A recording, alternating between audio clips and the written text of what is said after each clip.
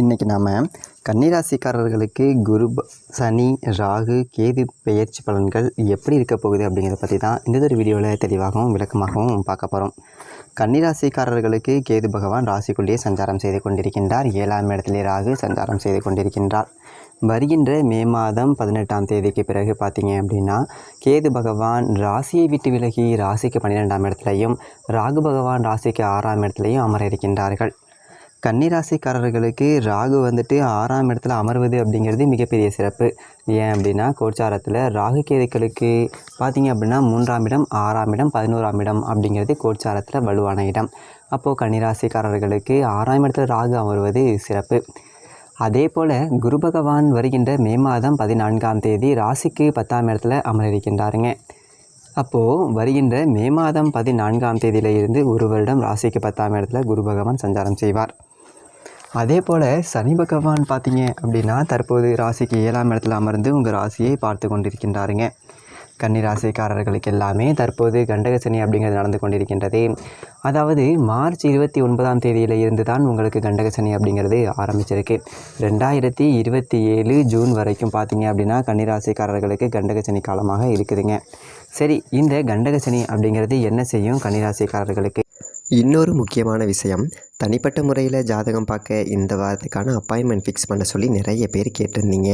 நாம் கண்டினியூவாக இப்போலாம் வீடியோவில் கொடுத்துட்டு தாங்க இருக்கோம். இப்போது ரூபாய் 199க்கு தெளிவாகவும் விளக்கமாகவும் நம்ம ஜாதகம் பார்த்து தரோங்க. அதுவும் இந்த ஒரு மாதம் மட்டுங்க. அது மட்டும் இல்லாமல் தாழ்மையான வேண்டுகோள், இந்த நம்பருக்கு ஃபோன் கால் எதுவும் பண்ண வேணாங்க. ஜஸ்ட்டு உங்கள் வாட்ஸ்அப்பில் இருந்து மெசேஜ் அனுப்புனாலே போதும். உங்களுக்கு தேவையான அனைத்து டீட்டெயிலுமே நம்ம டீமில் இருக்கிறவங்க கொடுத்துருவாங்க. அப்பாயின்மெண்ட் டேட் மற்றும் டைம் ஃபிக்ஸ் பண்ணதற்கு பிறகு அந்த நேரத்தில் நான் உங்களுக்கு ஃபோன் கால் பண்ணி ஜாதகம் பார்த்து பலன்கள் சொல்லிவிடுவேங்க. உங்களுக்கு வாய்ஸ் நோட் வேணும் அப்படின்னாலும் அதையும் நாங்கள் அனுப்பிச்சிடுவோம். ஜஸ்ட் நீங்கள் வாட்ஸ்அப்பில் மெசேஜ் மட்டும் பண்ணாலே போதுங்க. உங்களுக்கு டீட்டெயில் அப்படிங்கிறது சொல்லிவிடுவாங்க. அப்புறம் நிறைய பேர் கேட்குறாங்க எவ்வளோ நேரம் ஆகும்னு. ஃபஸ்ட்டு நாம் ஜனன காலகட்டத்தை பார்த்து பலன்கள் அப்படிங்கிறத சொல்லிவிடுவோம். இதை விட முக்கியமான விஷயம், இங்கே டைம் ஒரு விஷயமே இல்லைங்க. உங்களுடைய கேள்விகள் பதில்கள், உங்களுடைய கேள்விகளாக இருக்குங்கள்ல, சந்தேகங்கள் கேள்விகள், இது எல்லாத்தையும் சொல்கிறதுக்கே நம்ம நிறைய டைம் எடுத்துக்கும். 30 நிமிஷத்துக்கு மேலே கூட பரவாயில்ல, 1 ஹவர் ஆனால் பரவாயில்ல, உங்களுக்கு தெளிவாக புரிகிற வரைக்கும் நாங்கள் ஜாதகத்தை கிளியராக சொல்லிவிடுவோங்க. இதை தாண்டி நம்ம எப்படி ஜாதகம் பார்க்குறோம் அப்படின்னா, முதல்ல ஜனன காலகட்டத்தின் அடிப்படையில் பொதுவான பலன்கள் அப்படிங்கிறத சொல்லிவிடுவோம். அதற்கப்புறமா இப்போ இருக்கக்கூடிய கிரகங்கள் அடிப்படையில் இப்போதைக்கு உள்ள சூழ்நிலைகளும் தசாபுக்திகளின் அடிப்படையில் எதிர்காலத்தை வச்சு நம்ம கணித்து சொல்லிடலாங்க. இதை தாண்டி கடைசியாக உங்களுக்கு தெளிவான உங்களுக்கான பரிகாரம் அப்படிங்கிறதையும் சொல்லிவிடுவோம். இதில் இருந்தே உங்களுக்கு எல்லா டீட்டெயிலும் கிடச்சிரும். கடைசியில் ஜாதகம் இல்லைனாலும் ஜஸ்ட்டு பிறந்த தேதி நேரம் பிறந்த இடம் மட்டும் சொன்னாலே போதுங்க. நாங்கள் உங்களுக்கு ஜாதகம் பார்த்து பலன்கள்ங்கிறது சொல்லிவிடுவோங்க. நீங்கள் ஜஸ்ட்டு வாட்ஸ்அப்பில் ஒரு மெசேஜ் மட்டும் பண்ணாலே போதுங்க. உங்களுக்கான எல்லா டீட்டெயிலும் சொல்லிவிடுவாங்க. சரி, ஓகே, வாங்க இன்றைக்கான வீடியோக்குள்ளே நாம் போகலாம். கன்னிராசிக்காரர்களுக்கு சனி பகவான் பார்த்தீங்க அப்படின்னா 5க்கும் 6க்கும் உடைய ஒரு யோகாதிபதி. அப்போது அவர் 7ஆம் இடத்துல குரு பகவானுடைய வீட்டில் அமர்ந்து உங்கள் ராசியை பார்க்கின்றார். அப்போது கன்னிராசிக்காரர்களுக்கு சனி பகவான் யோகாதிபதி சனி பகவான் குரு பகவான் வீட்டில் அமர்ந்து உங்கள் ராசியை பார்க்கறதுனால பணப்புழக்கம் அப்படிங்கிறது அதிகரிக்கும். கன்னிராசிக்காரர்களுக்கு வராத பணம் எல்லாமே வந்து சேருங்க. 5ஆம் அதிபதி குரு பகவான் வீட்டில் அமர்ந்து உங்கள் ராசியை பார்க்கின்றாருங்க.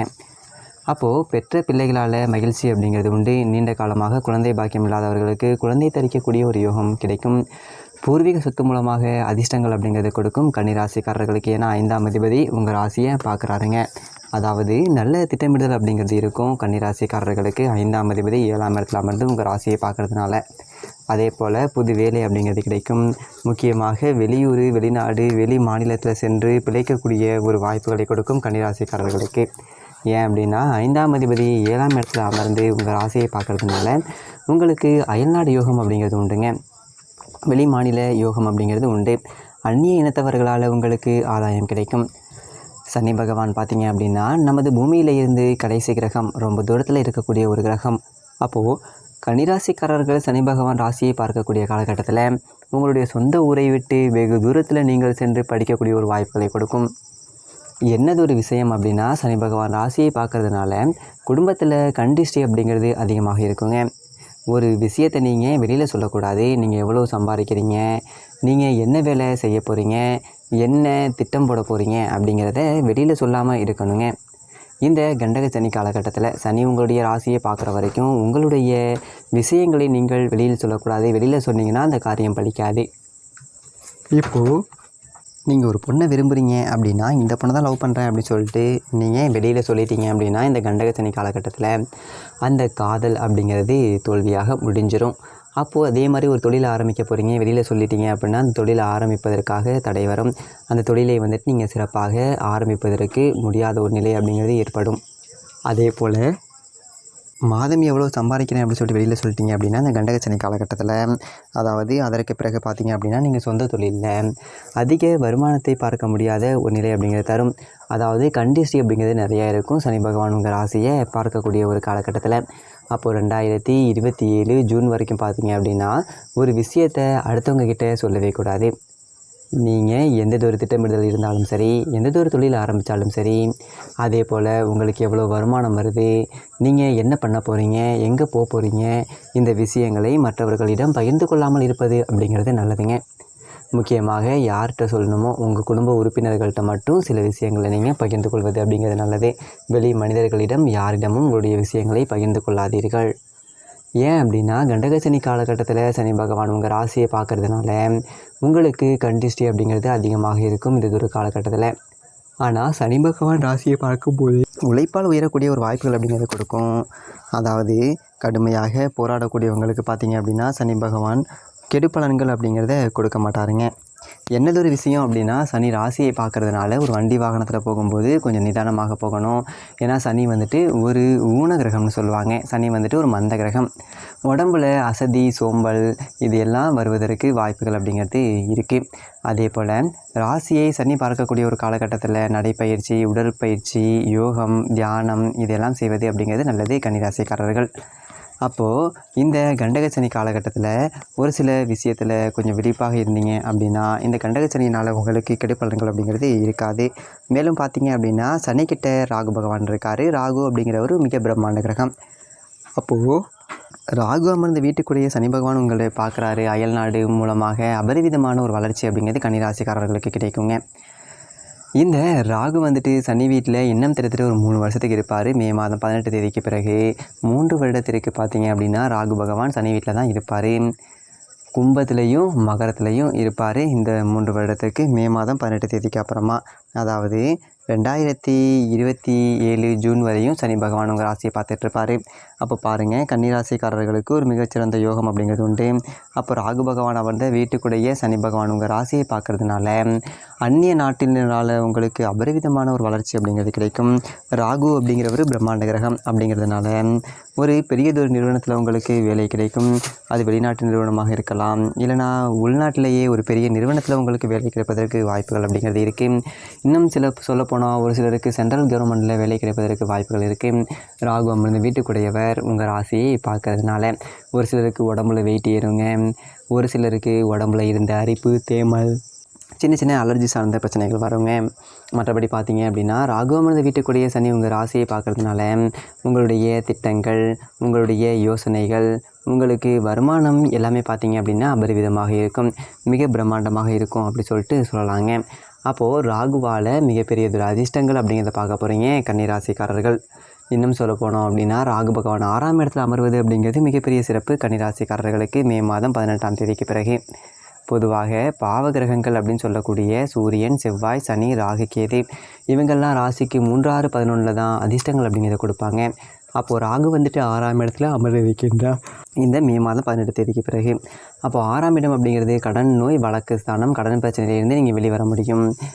நோய் சார்ந்த பிரச்சனைகளில் இருந்து நீங்கள் வெளிவர முடியும். வழக்கு சார்ந்த பிரச்சனைகள் உங்களுக்கு சாதகமாக இருக்குங்க. மே மாதம் 18 தேதிக்கு அப்புறமாக உங்களுக்கு எவ்வளோ பெரிய ஒரு வழக்குகள் இருந்தாலும் சரிங்க, அந்த வழக்கு மூலமாக உங்களுக்கு ஆதாயம் அப்படிங்கிறது கிடைக்கும். வழக்கு மூலமாக உங்களுக்கு வெற்றி கிடைக்கும் அப்படி சொல்லிட்டு சொல்லலாங்க. ராகு 6ஆம் இடத்துல இருப்பதுனால நீங்கள் எந்ததொரு காரியத்தில் இறங்கி முயற்சி பண்ணாலும் அந்த காரியத்தில் முழு வெற்றி கிடைக்கும். ஏன்னா 6ஆம் இடம் அப்படிங்கிறது உபஜயஸ்தானம். இந்த உபஜயஸ்தானம் என்று சொல்லக்கூடிய 3, 6, 10, 11 பாவகிரகங்கள் அமரக்கூடிய ஒரு காலகட்டத்தில் பார்த்தீங்க அப்படின்னா உங்களுடைய முயற்சிக்கு தக்கவாறு உங்களுடைய வளர்ச்சி அப்படிங்கிறது இருக்கும். அப்போது ராகு 6ஆம் இடத்தை சஞ்சாரம் செய்யக்கூடிய ஒரு காலகட்டத்தில் யார்கிட்டையும் போட்டி போட்டு ஜெயிக்க முடியுங்க. எதிர்பாராத ஒரு வெற்றி அப்படிங்கிறது கிடைக்கும் கன்னிராசிக்காரர்களுக்கு. அப்போது ராகு பகவான் உங்களுக்கு நல்லதொரு மாற்றம் அப்படிங்கிறத கொடுக்க இருக்கின்றார், நல்லதொரு அதிர்ஷ்டத்தை கொடுக்க இருக்கின்றார், நல்லதொரு உயர்வை கொடுக்க இருக்கின்றாருங்க, பிரம்மாண்ட யோகத்தை கொடுக்க இருக்கின்றாருங்க, வாழ்க்கையில் உயர்வை கொடுக்க இருக்கின்றார். அப்போது ராகுவால் நிறைய அதிர்ஷ்டங்கள் அப்படிங்கிறது கிடைக்கும் கன்னிராசிக்காரர்களுக்கு. ஏன் அப்படின்னா இந்த ராகுக்கு வீடு கொடுத்த சனி பகவான் உங்கள் ராசியை 2027 ஜூன் வரைக்கும் பார்த்துக்கிட்டு இருப்பாருங்க. அப்போது 2027 ஜூன் வரைக்கும் பார்த்தீங்க அப்படின்னா உங்களுக்கு அதிர்ஷ்டம் தாங்க. இந்த கண்டக சனி காலகட்டத்தில் பிரம்மாண்டமான வளர்ச்சி அப்படிங்கிறது கன்னிராசிக்காரர்களுக்கு கிடைக்கும். ஒரு சிலர் கெடுபலன்களும் இருக்கும். ஏன்னா ஒரு கிரகம் எப்போதும் நன்மையே செய்யாது, ஒரு கிரகம் எப்போதும் கெடுபலன்களையும் செய்யாது. ஆனால் அதிகப்படியான நன்மை அப்படிங்கிறது கிடைக்கும். ஒரு சில சிரமங்களும் இருக்கும் கண்டக சனி காலகட்டத்தில் கன்னிராசிக்காரர்களுக்கு. அதே போல் குரு பகவான் பார்த்திங்க அப்படின்னா 10ஆம் இடத்துல சஞ்சாரம் செய்ய போகிறாரு மே மாதம் 14ஆம் தேதிக்கு பிறகு. பொதுவாக 10ஆம் இடத்துல குரு சஞ்சாரம் செய்யக்கூடிய ஒரு காலகட்டத்தில் பழையது போய் புதியது அப்படிங்கிறது வருமாம். அப்போது ஒரு சிலருக்கு பார்த்திங்க அப்படின்னா வேலை மாற்றம் அப்படிங்கிறது ஏற்படலாம். ஒரு சிலருக்கு வேலை இல்லை அப்படின்னாலும் புது வேலை அப்படிங்கிறது கிடைக்கும். அதே போல் 7ஆம் அதிபதி 10ஆம் இடத்துல அமர்றாருங்க. உங்கள் வாழ்க்கை துணைவருக்கு உத்தியோகம் அப்படிங்கிறது கிடைக்கும். 4ஆம் அதிபதி 10ஆம் இடத்துல அமர்றாருங்க. அதே போல் கன்னிராசியில் பிள்ளைகள் இருக்காங்க அப்படின்னா உங்களுடைய தாயாருக்கு வேலை கிடைக்கும். அது அப்படி பார்த்தீங்க அப்படின்னா உங்களுக்கு 10ஆம் இடத்துல குரு அமர்வதும் சிறப்பு. ஒரு சிலர் ஆசிரியர் பணிக்காக தயார் நிலையில் இருக்கீங்க அப்படின்னா உங்களுக்கு ஆசிரியர் பணி அப்படிங்கிறது கிடைக்கும். 10ஆம் இடத்துல குரு சஞ்சாரம் செய்யக்கூடிய ஒரு காலகட்டத்தில் கன்னிராசிக்காரர்களுக்கு இந்த ஒரு வருஷத்துக்குள்ளே.